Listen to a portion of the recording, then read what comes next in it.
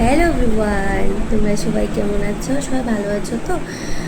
আজকে তো আমার ছুটি, তো সেই কারণে ভাবছি আজকে কি করব। মেয়েরও এক্সাম শেষ হয়নি, এক্সাম চলছে, তো তাও তো ঘুরতে যাব, সেটাও ভালো লাগে না। আর ঘুরতে গেলেও বা কি, এক্সাম থাকলে কি আর ঘুরতে যাওয়া যায় না? সেটা বড় কথা না, তো তারপরেও একটু ওর পড়াশোনার ক্ষতি হয়ে যাবে, তো সেই কারণে আর বেরোবো না কোথাও। আর আমারও অনেক কাজ আছে, তো কি কাজ করবো সেটাই বুঝতে পারি না। আমি করতে গেলে যে এরকম মনে হয় কিছু নেই, আবার অনেক কাজও কিন্তু থাকে।